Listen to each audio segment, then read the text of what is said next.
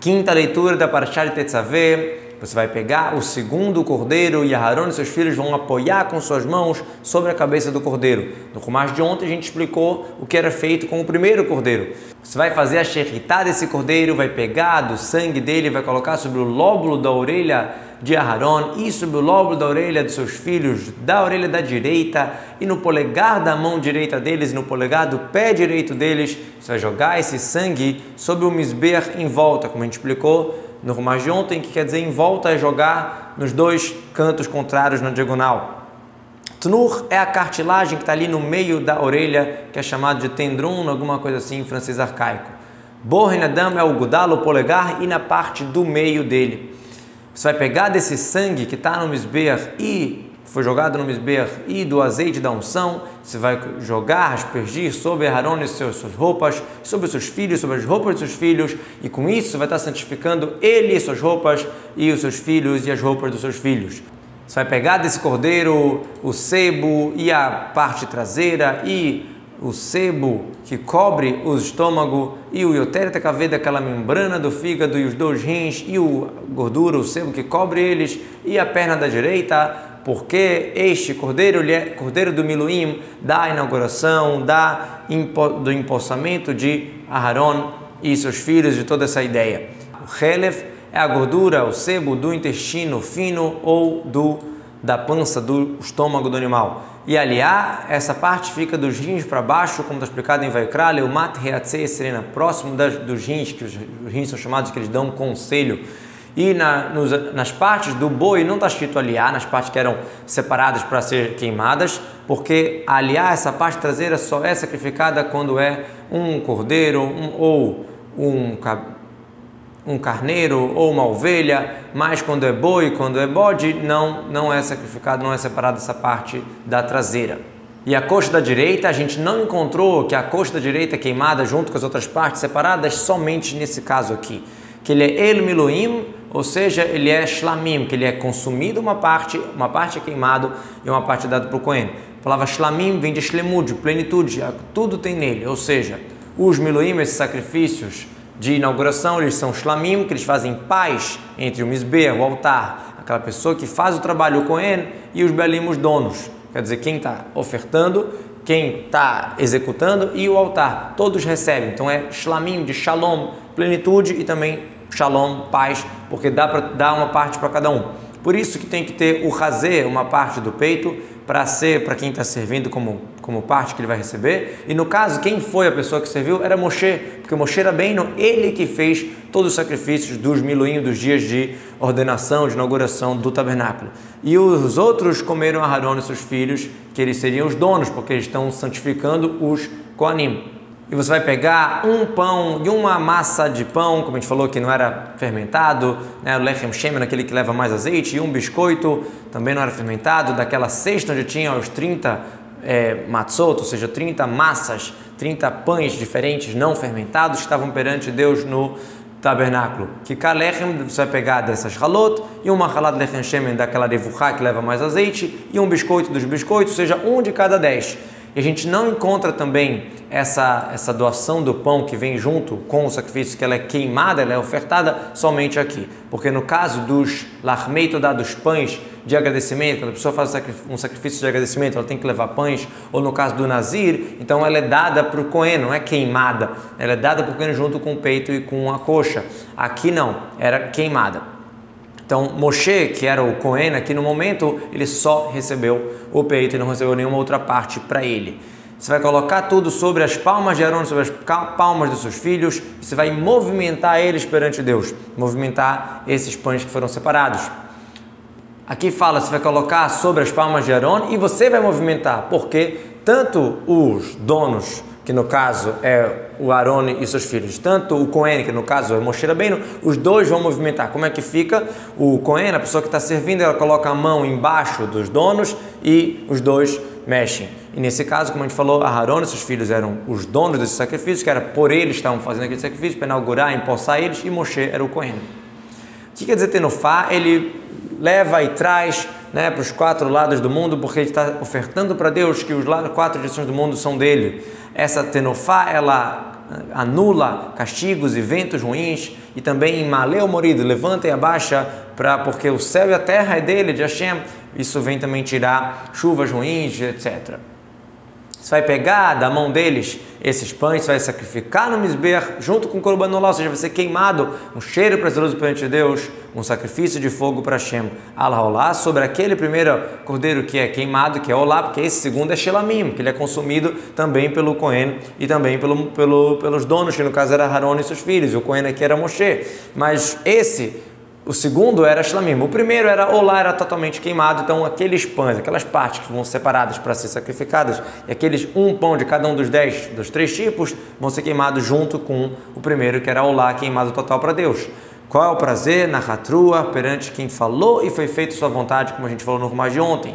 Ishe, colocado para o fogo, para Deus, quer dizer para Deus, com a intenção, para o nome de Deus, ou seja, para Hashem, não com outra intenção.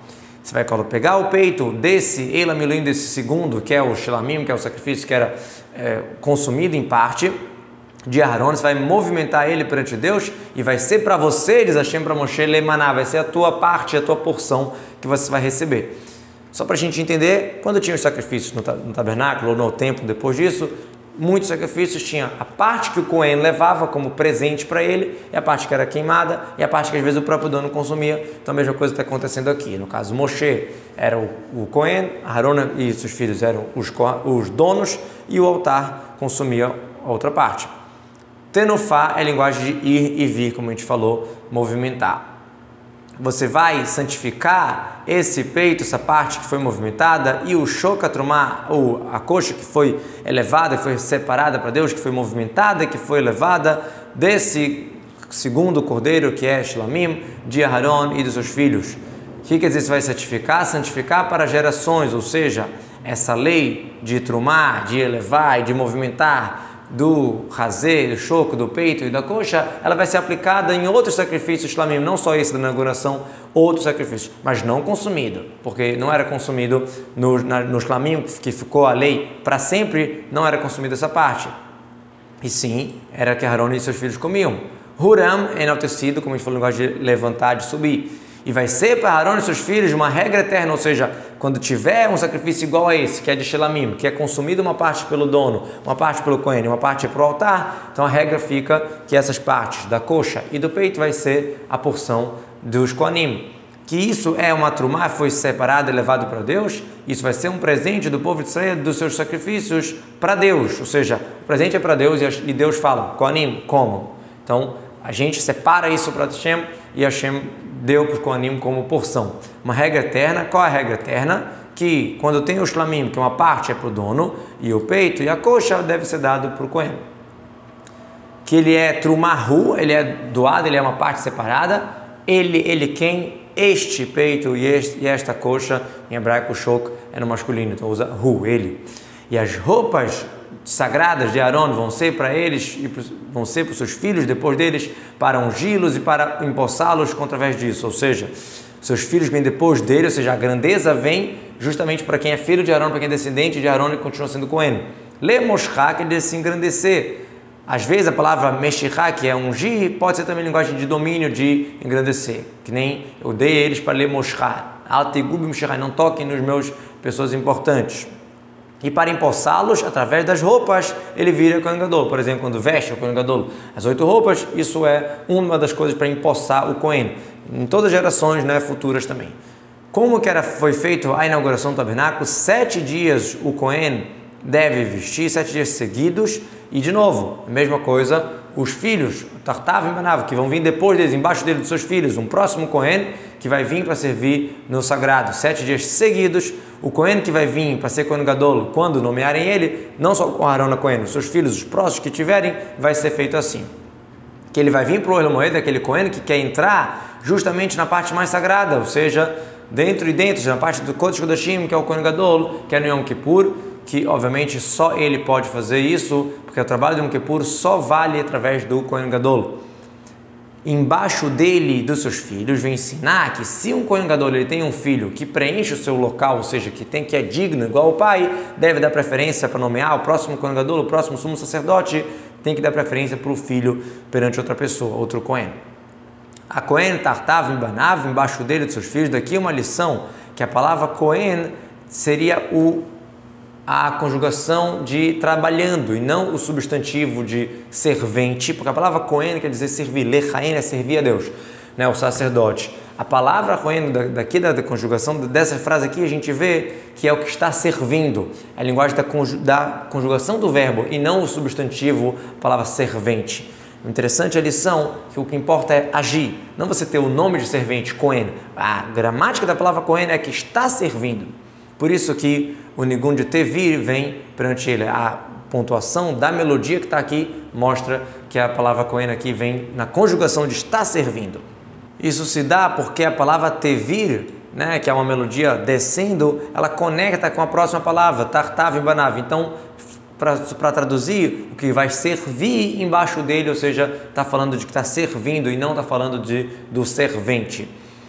E o cordeiro da ordenação, da inauguração, você vai pegar e você vai cozinhar a sua carne no lugar sagrado, no pátio do Hamoed, porque os shlamim são chamados de Kodesh Kodashim, do sagrado. Então só pode ser feito ali dentro, né, do tabernáculo, não é dentro da construção do tabernáculo, dentro do pátio do tabernáculo.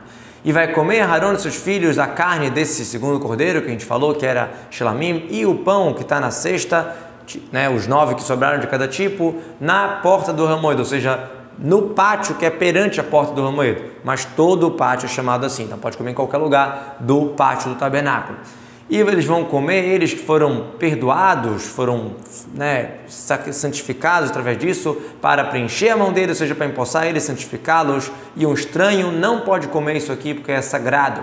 Ve'achlotam, Aharon e seus filhos, porque eles são os donos do sacrifício, como a gente falou, que foi culpado, foi perdoado, na verdade, qualquer tipo de estranheza, de coisa errada, ou seja, agora está santificando que eles são os Kohanim e não outros, através desse pão e desse cordeiro, né? Então eles vêm para isso, para santificá-los através desses milim, dessa inauguração, eles foram empossados, foram santificados para Keruná. E outra pessoa não pode comer porque isso aqui é Kodesh, Kodesh Kodashim. Existem 2 níveis de sacrifícios, Kodashim Kalim e Kodesh Kodashim. Então esse aqui, o Shlamim, faz parte dos Kodesh Kodashim, dos sacrifícios mais sagrados.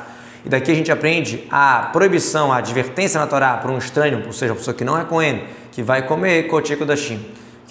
Porque a Torá dá um motivo, não pode porque é sagrado, é desse nível de sacrifício mais sagrado. Então você aprende para todos os sacrifícios que são desse nível mais sagrado, que não pode ser consumido por uma pessoa que não é Cohen.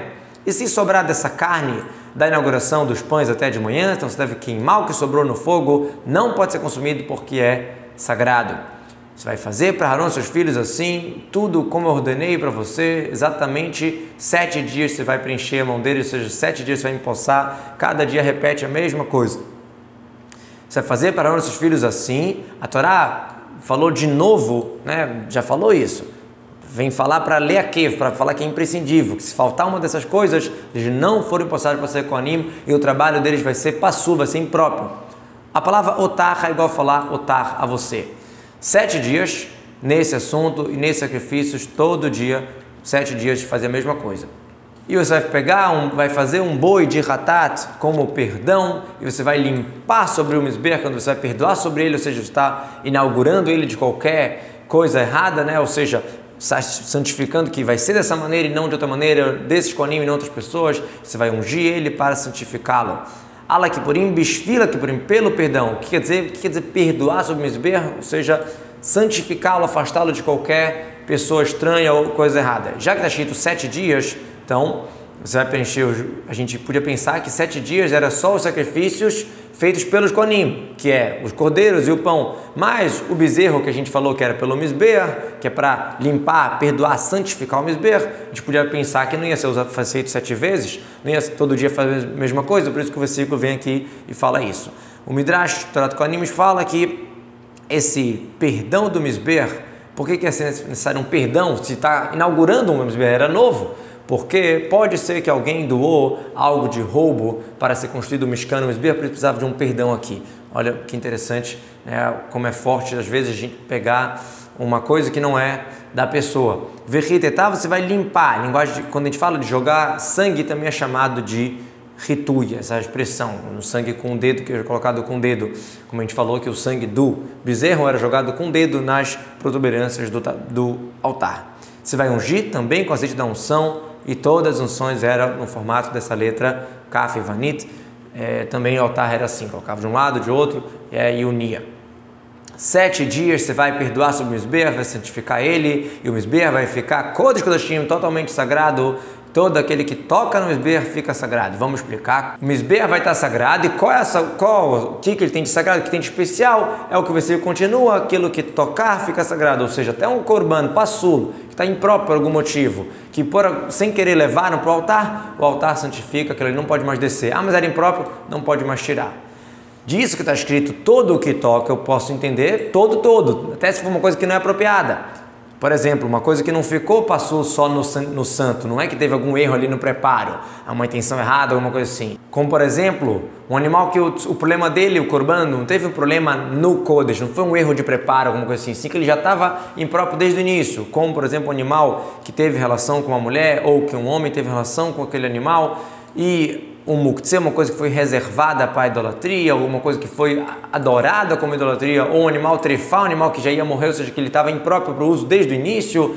Então, será que esses também, se por acaso subirem no altar, vai se sacrificar eles, vai queimar eles no altar? Por isso que vai lá na continuação, vai começar normal de manhã, é isso que você vai fazer, fala do sacrifício olá, ou seja, algo que poderia ser um sacrifício, que estava apropriado e deu algum problema depois que veio para azará, isso a gente fala que se subir no altar, a gente queima mesmo assim. Como por exemplo, que se passou uma noite, ou se saiu, por acaso no meio, saiu do tabernáculo, ou ficou impuro, ou foi feito com uma intenção errada de ser consumido fora do templo, ou fora do local correto. Nesses casos, o certo é não levar para o altar, mas se levar, já que tocou no altar, o altar é sagrado, vai ter que queimar aquilo. Mas algo que estava impróprio desde o início, porque o animal não era apropriado, por outros motivos, que era idolatria e outros motivos, aí, mesmo sem querer levar para o altar, deve descer, deve tirar aquilo ali do altar.